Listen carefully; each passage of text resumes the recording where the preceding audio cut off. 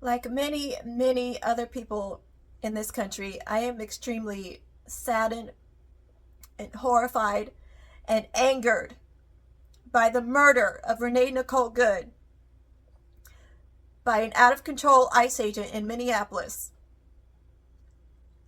These fuckers who are irresponsible and immature bullies who should not have deadly weapons, shouldn't have even been there. They obviously don't have the training to handle these lethal weapons and handle the situations they've been finding themselves in. It was just. And I was made even angrier today when I was scrolling through the internet, and something caught my eye. Some little headline. I didn't read the article because I just couldn't care less. It's about Jesse Waters, and I couldn't care less about that stupid asshole. I don't know why he even still has a show. He's a ridiculous clown. Who the hell watches this ridiculous clown? I guess other ridiculous clowns do. But it was just something about how he mocked Renee Good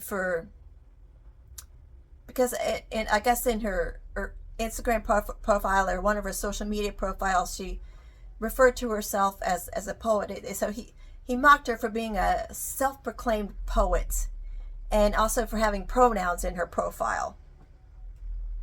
Like I said, ridiculous clown. But it just, what immediately came to my mind is he was one of the people who just really wanted to vilify anyone in the wake of Charlie Kirk's death. Anyone who dared to even speak, just simply quote Charlie Kirk, or share a video of him saying one of the many atrocious things he said, with no commentary, just simply quoting him. And it's just, when a notable figure passes, that's something that people typically do is honor them by quoting them. But if they don't have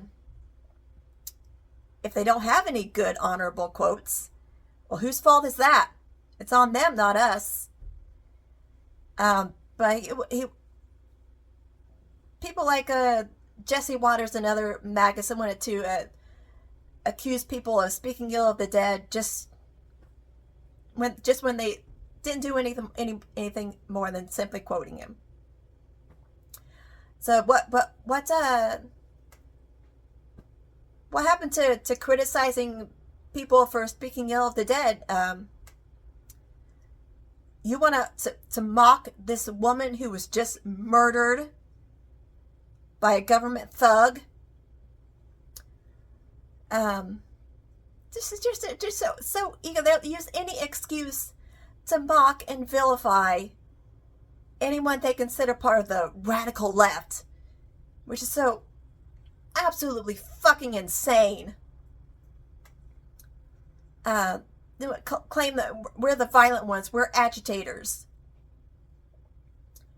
All these lies, just to cover their asses. And they don't care about what it does to people, how much harm they're causing, how much suffering comes as a result of this bullshit. And it's just more proof that none of them actually cared about Charlie Kirk. He was just useful to them, a useful idiot.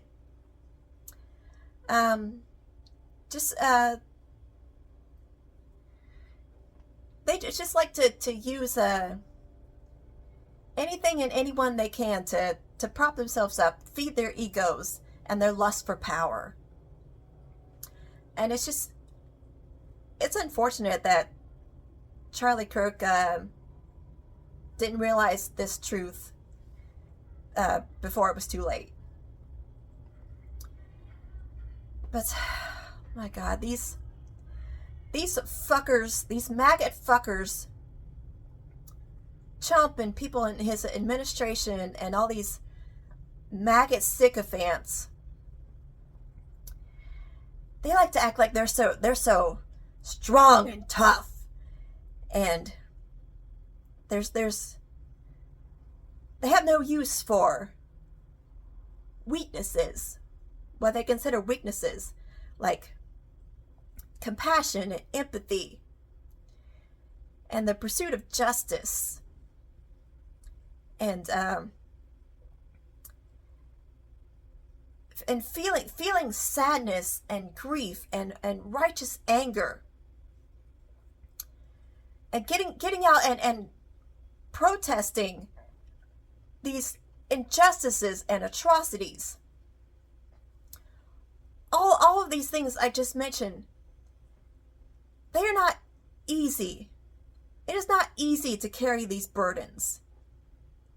But if you have humanity, you will carry these burdens. If you want to deny your humanity, you call these things weaknesses.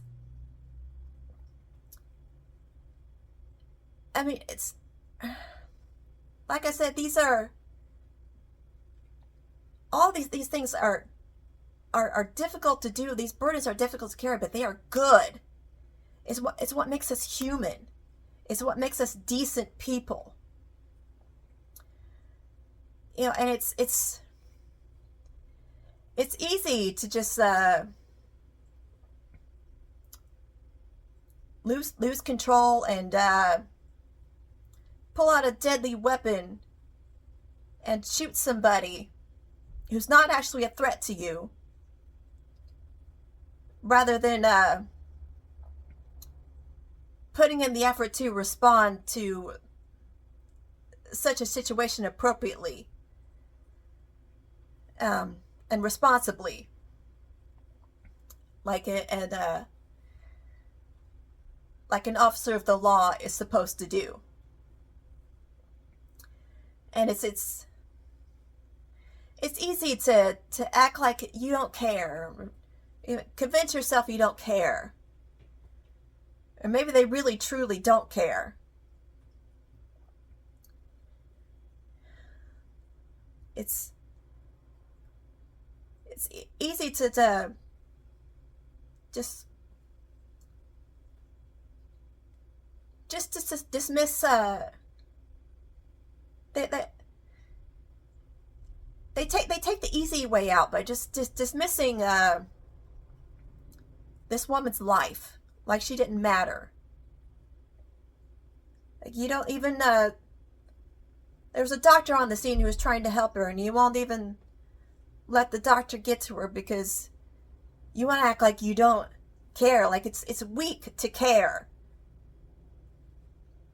And it's easy to kick over some memorial candles put out for this woman who was just murdered by one of your fellow thugs, and say, "Oh, look, I don't care. I'm just going to be callous and uncaring because I'm too weak and scared to feel things." God, if only they had just an ounce of self-awareness.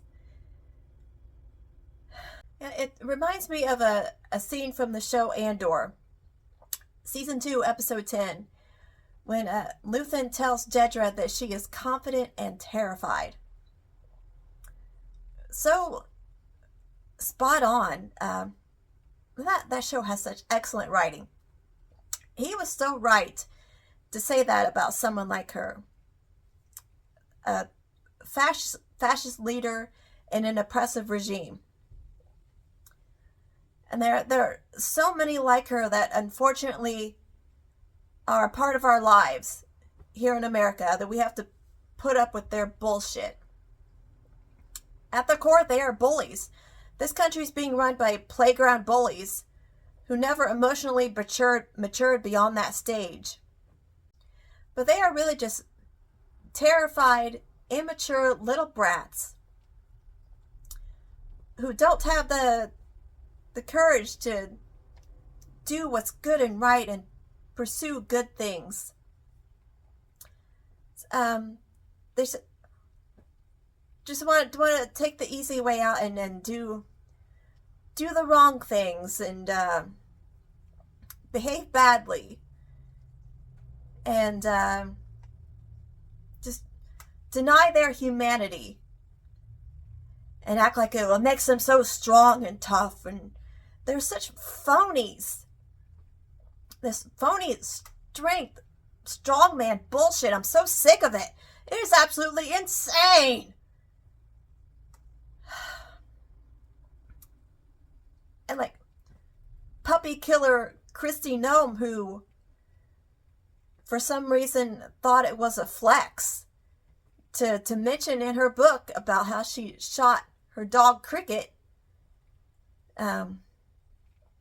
because he wasn't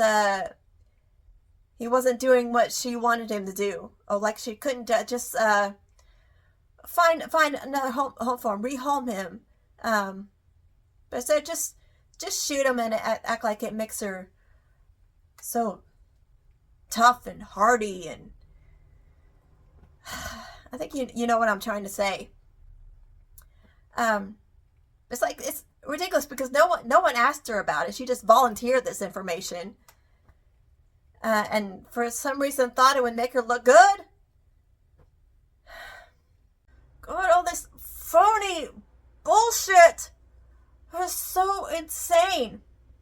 They just want to take the cowardly path of being absolute scum and think they deserve praise, demand praise and admiration for being strong leaders. Yeah, right.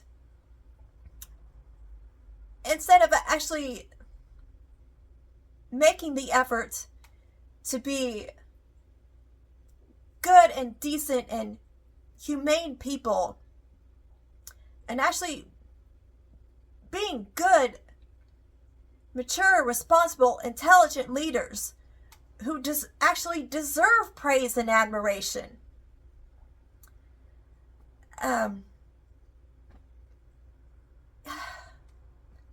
Like what are we to do? Just keep doing what we've been doing. Keep standing up for what's right. Keep protesting these injustices and atrocities and this absolute insanity. And keep waking people up to the fact that these people masquerading as leaders who have no leadership skills are just cowardly weaklings. And if they actually made an effort to deserve what they think they're entitled to, then they wouldn't have to worry about hiding their cowardice. They wouldn't have to